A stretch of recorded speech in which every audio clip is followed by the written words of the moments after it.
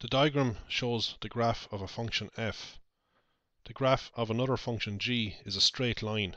G of minus 1 equals minus 6 and g of 3 equals plus 6. Draw the graph of g on the diagram. So g of minus 1 equals minus 6. Well, we go to minus 1 on the x-axis, and then we go down to minus 6, which is midway between minus 4 and minus 8, so minus 6 is here. Notice that the scales on both axes are different. This point here has coordinates minus 1, minus 6. The x value is minus 1, the y value is minus 6. G of 3 equals plus 6, so we go to plus 3 here, and we go up to plus 6, which is here. So the function g of x is a straight line passing through these 2 points. So here I've drawn a rough sketch of the straight line through the points minus 1, minus 6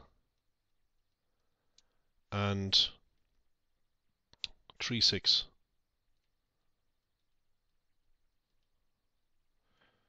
Use the graphs to find the 2 values of x for which g of x equals f of x. So this straight line has equation y equals g of x.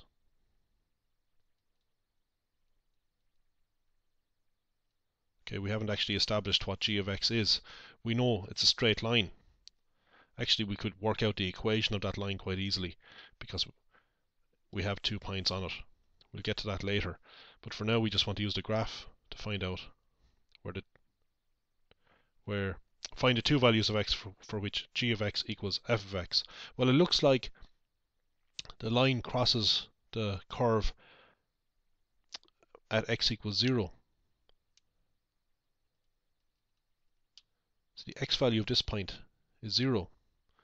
We won't worry about the y value yet. The y value looks like minus 3 actually. We're just interested in the x value. So what this means is that g of 0 equals f of 0. Okay, g of 0 appears to be minus 3 and f of 0 is also minus 3. The other x value appears to be 5. Okay, the x value of this point here appears to be 5. Now, okay, I'll just write down the meaning of this first. This means that g of 5 equals f of 5. That's all. G of 5 appears to be 12, and f of 5 is also 12. Anyway, we'll see more about this in part C. The functions g and f are defined for x an element of R by g such that x maps onto ax plus b. See, this is a linear equation. The highest power of x is 1. All linear equations look like this. Ax plus b, where a and b are any constants. That's just the equation of a straight line actually. And f is such that x maps onto x squared plus px plus q. Well, this is a quadratic function. The highest power is 2. Of course, a, b, p and q are constants. The graph of f crosses the x-axis at minus 1 and 3 as shown. By finding the values of a, b, p and q, use algebra to solve g of x equals f of x. So we know now that g of x is a straight line. Well, we knew that before actually.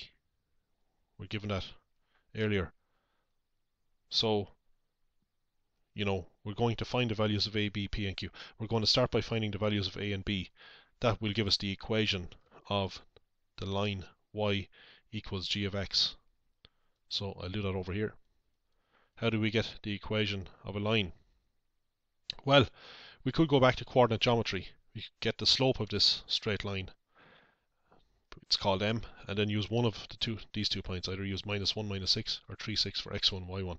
And then use the formula y minus y1 equals m times x minus x1. We could do that. That's one way we could do it. Or we could recognize that since it's a line, it's got the form ax plus b. Okay, as we have written here, g of x is just shorthand for all this notation here. G such that x maps onto. Just replace all that notation with g of x. We know that g of minus 1 is minus 6, so we could just plug minus 1 in here. So we'd have a times minus 1, which is minus 1a, or just minus a, plus b. And this must work out to minus 6. We also know that g of 3 is 6. So if we plug 3 in for x, we have a times 3, or 3a, plus b equals 6. So we have two equations here with two unknowns. So we can actually solve between these two equations to find a and b, and then we have the equation of the line. So this is the second way we could do it. So you could do it either way, using the usual coordinate geometry way, or just by using the fact that we have 2 points on the line, which leads us to two equations with two unknowns. So how do we solve between these? Well, the easiest way to solve between them is to take this top equation and subtract this bottom equation. So we've minus a minus plus 3a. That's minus a minus 3a is minus 4a. b minus b is 0. So that's why I'm subtracting them here, because the b's will cancel to get 0 here. Minus 6 minus 6 is minus 12. By the way, this is minus 4a. Minus 1a minus 3a is minus 4a. So a equals 12 divided by 4, which is 3. So that's a found. With a found, we can now find b. We could use either of these two equations. Let's use the top one. Minus a plus b equals minus 6. And we plug 3 in for a. So we get minus 3 plus b equals minus 6, from which we get b equals minus 6 plus 3, which is minus 3. So now we can write down g of x, the equation of the straight line. It's equal to a, which is 3, times x plus b, which is minus 3. So there's g of x fully specified. Now let's look at f of x.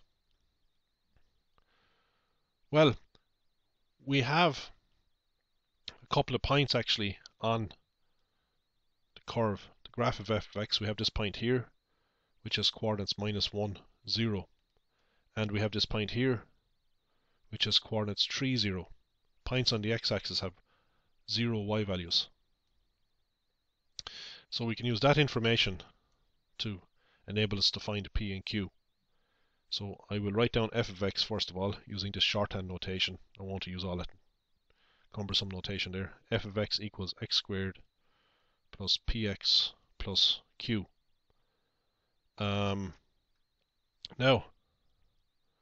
we use the fact that f of minus 1 must equal 0.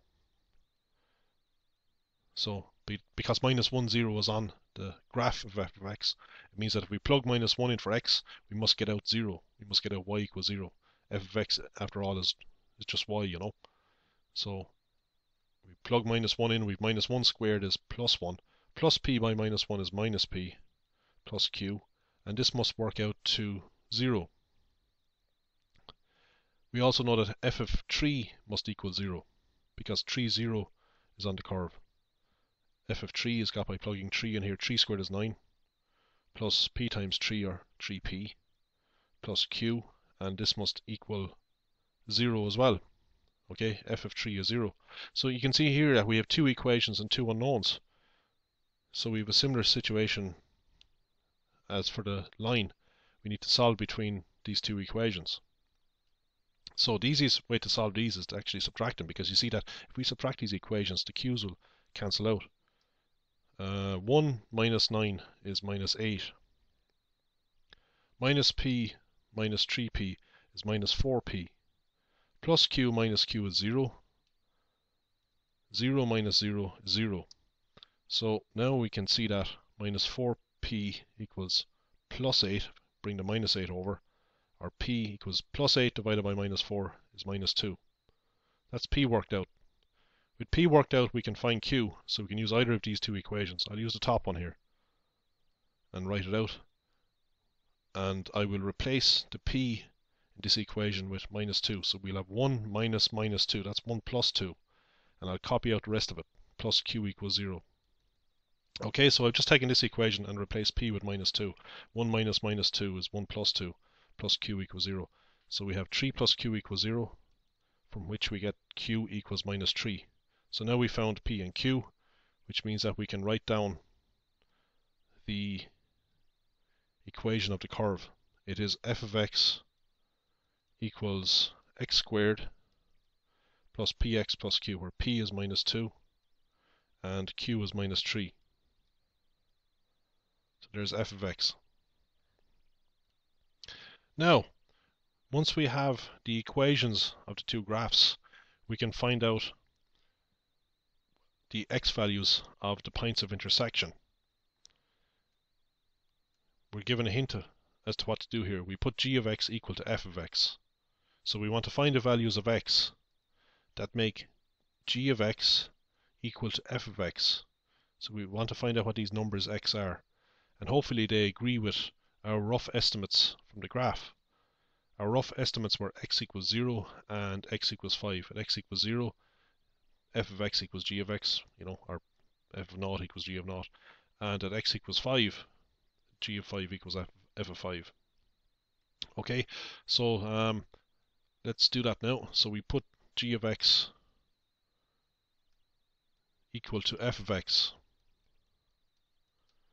So that means we have 3x minus 3 equals x squared minus 2x minus 3. So we want to find the values of x that make this equal to this. So we have to solve this equation. Now this is a quadratic equation because it's got a x squared in it. We leave 0 on the left hand side. Bring all x terms over. I could flip it around, but it's just easier just to bring these two terms over. Bring the plus 3x over to get minus 3x. Minus 2x minus 3x is minus 5x. Bring the minus 3 over. Well, actually, when we bring the minus 3 over, we'll get 0 on the right hand side. We just cancel these from both sides. Now, fortunately, this is a very easy quadratic equation to solve. You see that there is no constant term, or the constant term c is 0. That means we don't have to use our formula. We don't have to write down what a is and what b is. We can simply factorize it. It's very easy to factorize this because x appears in both terms. We can just pull x out and write our quadratic equation like this. Okay, so when there's no constant term, just factorize x out of these two terms. Don't bother using a formula. There's no need to. Now you can see the product of these two factors is 0. One of the factors happens to be x, just that single term x. The other factor is x minus 5. The only way the product is 0 is if either x is 0, so that's one solution straight away, or x minus 5 is 0. But if you put x minus 5 equal to 0, you get x equals 5. So those are our two solutions, exactly what we saw from this graph. So that's all we had to get, the x values. We're not asked for the y values. If we want to get the y values corresponding to x equals 0 and x equals 5, well, we just work out g of 0, and then we can work out g of 5. Or we can work out f of 0, or f of 5. Let's just work out g of 0. We just plug 0 in here for x, so we get 3 times 0 minus 3. Well, that's just minus 3. That's that value there, as I said earlier. So this point is coordinate 0, minus 3. And to get the coordinates of this point here, we could get g of 5 or f of 5. Let's get g of 5. It's easier. So it's 3 times 5 minus 3. It's 15 minus 3 is 12. So that's what we saw earlier as well. You can see the y value of this point is 12. So the coordinates of this point are 5, 12.